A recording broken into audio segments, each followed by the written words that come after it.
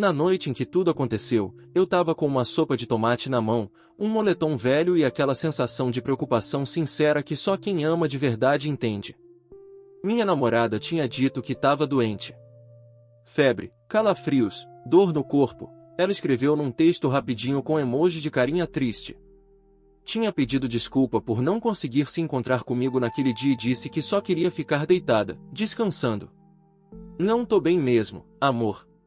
Te aviso amanhã. Eu acreditei. Porque, até aquele momento, eu era o tipo de cara que confiava. Talvez até demais. Meu nome é Pedro, nome fictício, claro, tenho 29 anos e moro em Chicago há uns 7.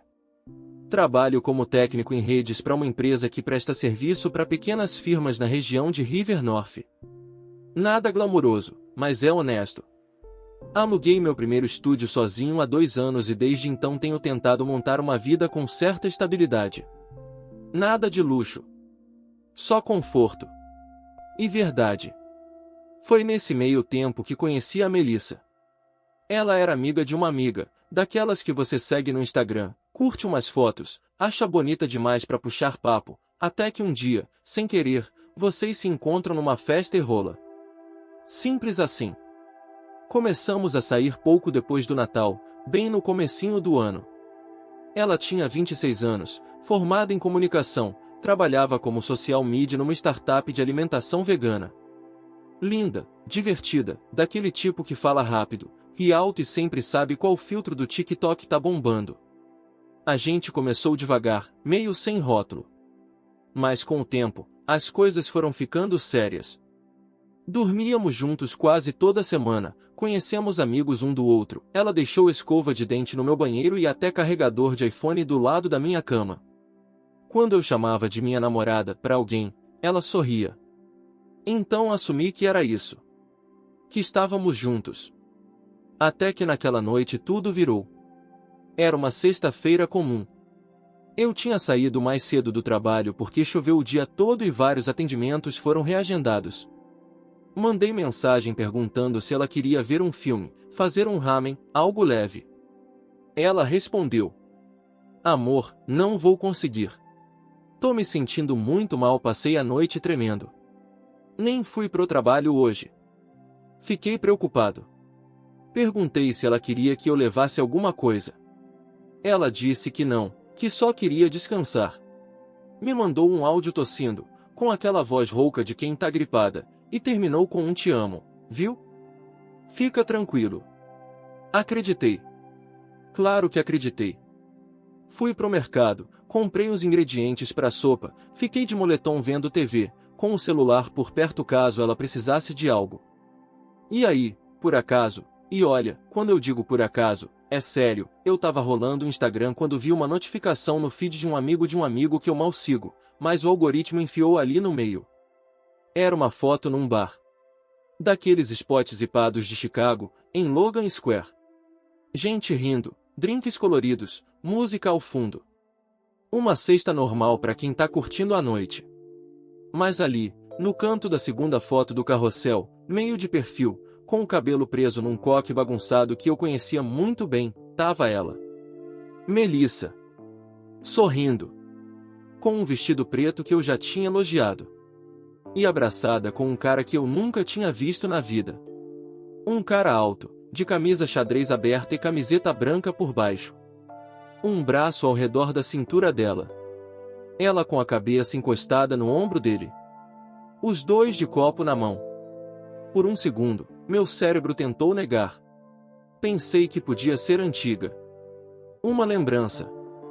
Algum erro. Mas aí fui no perfil do cara que postou. O story estava marcado com a localização do bar. A postagem era de 1 hora atrás.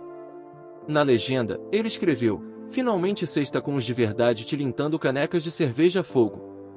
E a Melissa? Tinha curtido o post. Meu estômago virou. Tentei racionalizar, talvez ela tenha melhorado e saído? Mas por que mentiria? Por que esconderia? Por que dizer que estava doente? Eu respirei fundo, levantei do sofá, fiquei encarando meu celular por longos minutos. Olhei de novo a foto. Ampliei. Era ela. Sem dúvida. A pulseira de miçangas que eu mesmo tinha dado estava no pulso esquerdo. A mão do cara estava encostada na parte baixa das costas dela. Aquela mão dizia mais que qualquer legenda. Aquilo não era amizade. Não era casual. Era intimidade. Proximidade. Conexão. E aí a ficha caiu. Ela me mentiu. Friamente.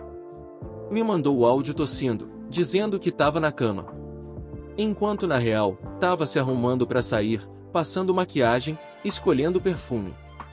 Para encontrar outro cara. Naquele instante, eu não sabia o que sentir. Raiva? Tristeza? Nojo? Acho que foi um mix violento dos três. Mas uma coisa eu sabia com clareza, eu não ia fingir que não vi. Eu queria dizer que aquela foto me surpreendeu. Que aquilo foi um choque. Mas seria mentira. No fundo, eu já sentia que tinha algo errado fazia tempo. Só não queria encarar. Fingir que estava tudo bem era mais fácil do que admitir que eu era só mais um idiota sendo enganado. O lance é que a Melissa sempre teve esse jeito solto. Desde o começo do nosso relacionamento, ela deixava claro que não curtia rótulos. Dizia que já tinha vivido relacionamentos sufocantes e que não queria repetir os mesmos erros. Eu, no começo, até achei interessante. Leveza, liberdade, parecia uma abordagem madura. Mas com o tempo, isso virou desculpa para uma série de atitudes que, hoje, vejo como bandeiras vermelhas gigantes. Tipo celular. A Melissa era grudada no telefone, o que, para quem trabalha com redes sociais, é esperado. Mas tinha algo estranho, ela nunca deixava o aparelho virado para cima. Nunca. Quando a gente dormia junto, ela colocava no não perturbe e jogava longe da cama. Se recebia notificação, pegava e saía do cômodo para responder. Dizia que era trabalho. Eu quis acreditar. Aí teve uma vez que estávamos vendo filme e chegou uma mensagem com o nome Sophie Mão pintando as unhas com tom de pele médio claro na tela. Um emoji de unha pintada. Só que o preview da mensagem apareceu por um segundo e dizia: me avisa quando ele sair, quero te mostrar o vídeo RS. Quando perguntei quem era, ela respondeu: amiga do trabalho, a Sophie. Uma doida. Sempre manda meme. Sei lá. Na hora, pareceu inofensivo. Mas depois que você vê a foto da sua namorada abraçada com outro cara, tudo ganha novo significado. Outra coisa que me incomodava, mas eu ignorava, era como ela tratava meus amigos. Não fazia esforço para se enturmar. Sempre parecia entediada quando a gente saía com o pessoal do meu trabalho. Uma vez, o Paulo, meu colega mais próximo, comentou numa boa: cara, tua mina é meio fria, né? Tipo, parece que não curte muito estar ali. Eu defendi. Sempre defendi. Dizia que era o jeito dela, que ela era mais reservada. Mas a real é que ela não tava nem aí. Não pro meu mundo. Não pra mim. Só que ela era boa em mascarar. Tinha esse jeitinho de me chamar de amor nos momentos certos, de fazer carinho na nuca quando eu menos esperava, de mandar uma selfie no espelho com legenda saudade de você. Era o suficiente para manter a ilusão de que ela estava ali, presente, comprometida. Agora, de volta à sexta-feira fatídica, depois de ver a foto, eu tirei print. Depois mais 2, 3, de ângulos diferentes do carrossel, para garantir. Fui até os stories do cara e vi mais. Ela dançando com um grupo, depois segurando um copo, rindo pra câmera. Em nenhum momento parecia doente. Em nenhum momento parecia lembrar que tinha alguém em casa preocupado com ela. Eu queria confrontar ali, na hora. Mandar a foto, perguntar o que ela tinha a dizer. Mas decidi esperar. Queria ver até onde ela ia com a mentira. No dia seguinte, sábado, ela me mandou uma mensagem às 10 horas da manhã. Oi amor, acordei agora, ainda meio mal, tô achando que é virose. Dormi o dia inteiro ontem. Desculpa ter sumido. O sangue ferveu. Ela realmente estava dobrando a mentira. Tinha a cara de pau de manter o teatro. Eu respondi seco. Imagina. Descansa. Nada mais. Nenhuma pergunta. Nenhuma acusação. E aí ela tentou puxar papo. Mandou uma selfie com cara de cansada, enrolada no cobertor. Nem parecia a mesma pessoa da noite anterior, toda produzida. Eu olhava a tela e sentia um misto de raiva e pena. No domingo, marquei de encontrar com ela. Disse que queria levar um remédio e dar um oi rápido. Ela aceitou, meio hesitante.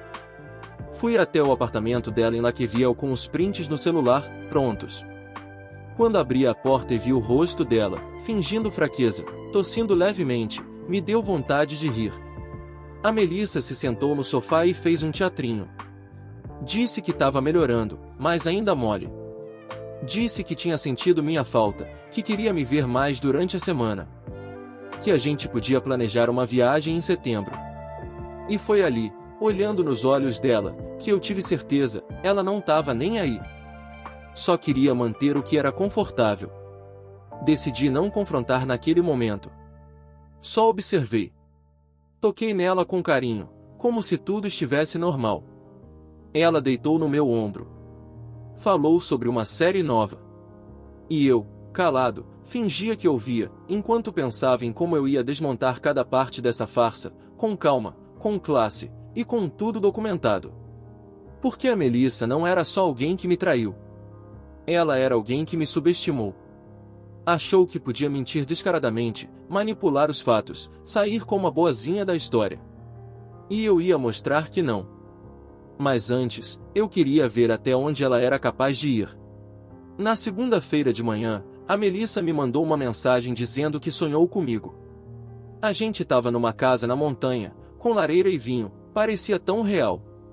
Demorou quase 30 minutos para eu responder. Só escrevi. Deve ter sido bom. A estratégia agora era simples, deixar ela se enrolar sozinha. E continuar juntando provas. Naquela semana, mantive a rotina. Trabalhei normalmente, saí com amigos, continuei trocando mensagens com ela como se nada tivesse acontecido. Não era fácil. Tudo que ela dizia parecia veneno. Mas eu estava focado no que viria depois. E quanto mais ela falava, mais material me dava. Quarta-feira, ela me mandou uma foto do almoço dela com legenda: comida de doente, cara de esgotado, xícara sem asas. Uma sopa, uma mesa vazia. Mas eu sabia que era mentira. Porque naquela mesma tarde, recebi mensagem do Julian, um cara que eu conhecia de vista. Amigo de um ex-colega da faculdade. Ele mandou: Mano, sem querer sendo fofoqueiro, mas acho que vi tua mina ontem no Ripley em Andersonville, com um maluco. Ripley é um bar arcade, um dos preferidos da Melissa. Ela dizia que amava o lugar porque parecia um fliperama adulto. Pedi pro Julian mais detalhes. Ele respondeu. Tavam jogando Street Fighter e depois foram pro fundo. Peguei uma foto meio de lado, achei estranho porque tinha certeza que era ela. E mandou a foto. Era ela. Com o mesmo vestido da sexta anterior, dessa vez de mão dada com um cara, não era o da outra foto. Outro. De cabelo raspado, tatuagem no pescoço.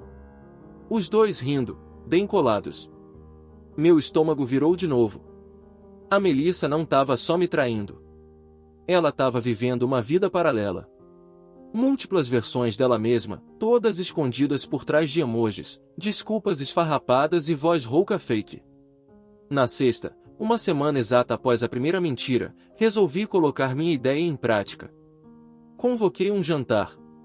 Falei que queria fazer algo especial, já que ela estava melhorando. Ela topou sem hesitar. Passei o dia preparando tudo, comprei vinho, preparei um risoto de cogumelos, o preferido dela, arrumei o AP como se nada tivesse acontecido.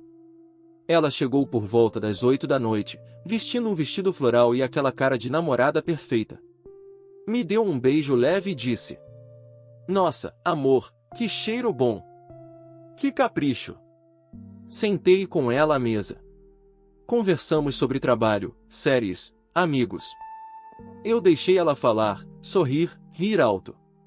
Deixei ela acreditar que tudo estava bem. que ela ainda tinha controle. Até que, na sobremesa, soltei a bomba. Peguei o celular, abri a galeria e deslizei a primeira foto até ela. Reconhece isso aqui? Ela congelou. A mão parou no ar. Os olhos fixaram na tela.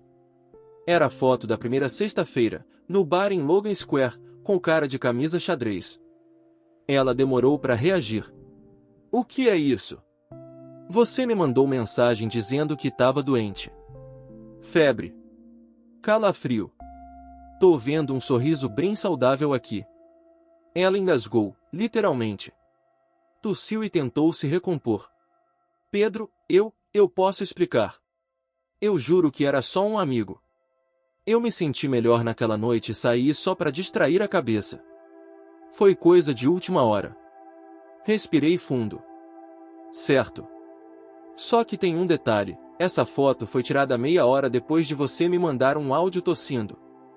Ela regalou os olhos. Você gravou? Não, Melissa. Eu tenho print do horário. E do áudio. E da localização da postagem. Isso aqui é só o começo. Ela ficou pálida. E eu continuei. Quer mais? Aqui. Deslizei para a foto do replay. Ela com o segundo cara. Mão dada. Risos. Essa foi terça. Enquanto você dizia que estava com dor de garganta. Ela tentou se levantar. Eu impedi com um gesto calmo. Relaxa. Eu não vou gritar. Nem te expulsar. Só queria ver até onde você iria. E você foi longe. Mentiu. 2 vezes. E não foi só isso, né? Ela começou a chorar. Pedro, eu me senti carente. Você estava distante, ocupado, sempre cansado. Eu me confundi. Te confundiria menos se fosse só um. Mas são 2 diferentes. E talvez mais. E mesmo depois do flagra, você continuou mentindo. Ela então mudou de tática. Parou de chorar e ficou fria. Tá. E você queria o quê? Vingança? Quer me destruir agora? Não, Melissa. Eu quero que você veja como é estar do outro lado. Abri o e-mail que tinha preparado. Continha todas as evidências. Prints das mensagens. Capturas de tela dos stories. As 2 fotos. Os horários. As desculpas falsas. Isso aqui vai para quem você quiser. Não vou espalhar. Mas quero que saiba, se você tentar mudar a narrativa, se quiser contar para os outros que eu fui tóxico, que te sufoquei, que não te dava atenção, isso aqui vai direto pro seu RH, pros seus amigos, pra sua família. Você escolhe. Ela ficou em silêncio. Pela primeira vez desde que a conheci, vi medo nos olhos dela. Levantei, fui até a porta e abri. Agora pode ir. E boa sorte com seu mundo paralelo. Ela saiu sem dizer nada. 2 dias depois, recebi uma mensagem dela. Você venceu. Eu merecia. Só não achei que fosse doer tanto. Não respondi. 1 mês depois, fiquei sabendo que ela tinha pedido demissão. Dizem que a história vazou no trabalho, de alguma forma. Talvez alguém em comum viu as fotos. Talvez ela mesma se sabotou. Não sei. E sinceramente, não me importo. O mais irônico é que, nesse meio tempo, o Julian, aquele que me mandou a foto no bar, acabou virando um amigo de verdade. E foi ele quem disse a frase que mais ficou comigo. Ela só te enganou porque sabia que você era decente. Vagabundo reconhece homem bom, e usa isso até a última gota. Melissa usou. Mentiu. Inventou doença, manipulação emocional, e ainda tentou manter as aparências. Mas no fim, ela mesma cavou o buraco onde caiu. E eu? Eu só deixei que ela terminasse a escavação. Depois daquela noite em que a Melissa saiu do meu apartamento em silêncio, eu achei que fosse me sentir vazio. Pensei que a raiva ia sumir e ia dar lugar àquele buraco que fica quando alguém que você amava decepciona até o osso. Mas o que eu senti, de verdade, foi paz. Não aquela paz mística, de monge zen, mas uma sensação de que eu finalmente tinha saído de um lugar escuro e abafado onde eu respirava pela metade. Era como se, por meses, eu tivesse andando em círculos tentando entender o que estava errado, quando na real a resposta sempre esteve ali. Eu era só mais um cara bom sendo sugado por uma mulher que precisava de plateia, não de parceiro. No dia seguinte, não chorei. Não me joguei na cama ouvindo música triste. Não mandei mensagem pedindo explicações. Em vez disso, fiz backup de tudo. Todos os prints, áudios, vídeos e conversas. Joguei num drive criptografado e deixei uma cópia no meu e-mail, outra num HD externo e uma terceira numa pasta nomeada Seguro Emocional, que deixei com o Julian. Sim. Eu tava indo longe. Mas sabe por quê? Porque eu conhecia o tipo. E eu tinha razão. Uma semana depois, ela tentou se antecipar. Começou a postar umas indiretas no Instagram. Nada escancarado. Mas aquelas legendas passivo-agressivas, tipo: nada como se livrar de quem só te fazia mal. Cuidar da sua saúde mental às vezes significa se afastar de quem dizia te amar. Os manipuladores sempre tentam parecer vítimas. Ri sozinho. Ela estava tentando reconstruir a narrativa. Testando o terreno. Plantando dúvidas. Fui paciente. Até que uma amiga em comum me mandou o print de um story que ela postou num perfil fechado, um Finsta, como dizem, com poucos seguidores. Era uma selfie dela com filtro preto e branco, cara de choro, legenda: engraçado como algumas pessoas te traem, te fazem de escudo emocional e depois ainda tentam te pintar como vilã. Mas eu tenho meu lado. E vou contar. Ali eu entendi, ela estava prestes a dar o próximo passo. Talvez um textão no Medium. Um vídeo no TikTok. Uma thread no Twitter. Algo que colocasse ela como a mulher sensível que sofreu abuso emocional e precisou sair pela própria sanidade. E aí, meu caro, foi quando eu decidi encerrar o jogo.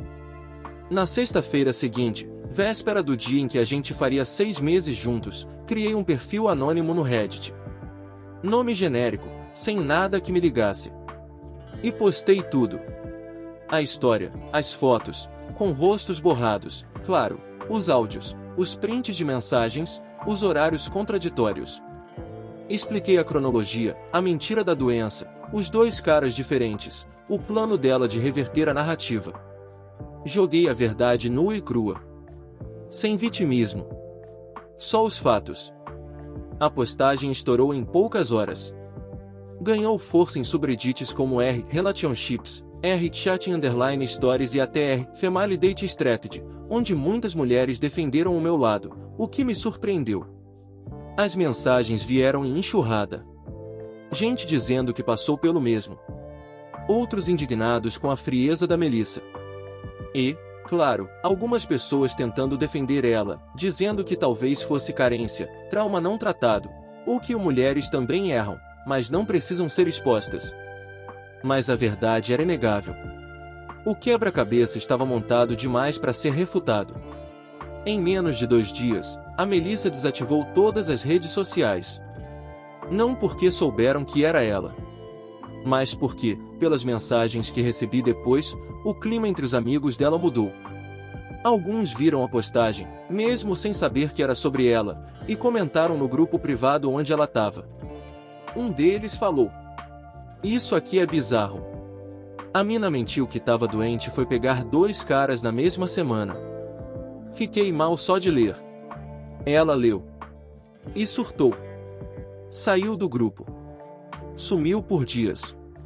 Depois mandou uma mensagem final para mim: "Você conseguiu. Eu devia ter sido honesta. Mas você se superou." Respondi só com uma linha: "Não fiz nada que você já não tivesse feito antes.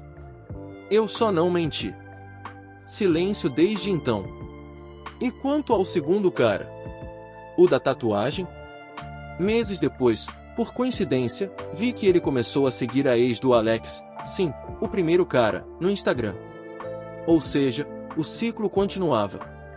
Um emaranhado de gente machucada se enroscando por carência, ego e mentira. Enquanto isso, eu segui. Pintei meu AP.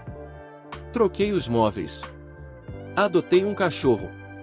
Comecei a sair com uma menina que conheci num curso de fotografia, uma pessoa simples, honesta, direta. E pela primeira vez em muito tempo, me senti leve. A vingança não foi gritaria, escândalo ou drama. Foi clareza. Foi deixar que os próprios atos da Melissa falassem por ela. E quando você faz isso, não precisa levantar a voz. Só precisa mostrar a foto. Hoje, olhando para trás, a parte que mais me assusta nem foi a traição em si. Foi como eu quase aceitei viver com ela.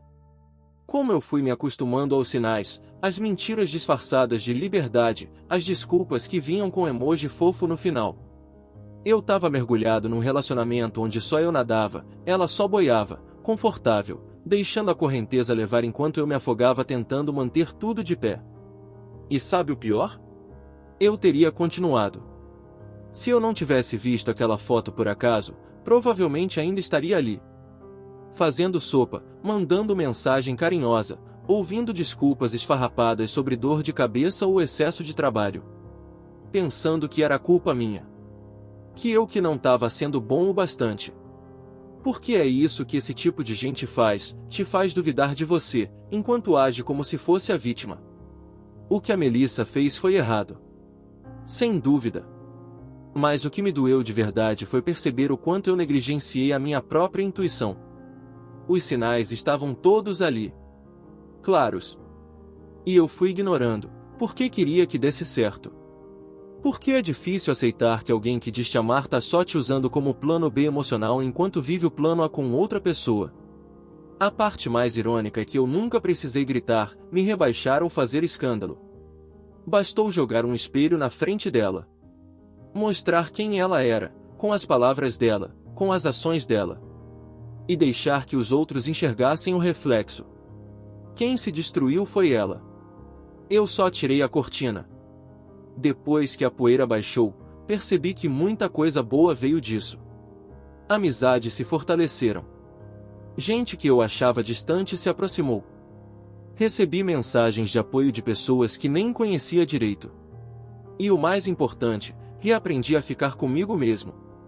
Redescobri prazeres simples, cozinhar sem pressa, caminhar ouvindo podcast, tirar fotos sem precisar postar. A Melissa foi uma lição. Daquelas amargas, que você não esquece. Mas que te ensina exatamente onde nunca mais pisar. E hoje, se você me perguntar o que eu faria diferente, eu diria, nada. Porque às vezes a gente precisa passar pela decepção mais escrota para finalmente enxergar quem a gente é sem o filtro da carência. No fim, ela ficou com as desculpas. Eu fiquei com a verdade. E isso vale mais que qualquer eu te amo falso.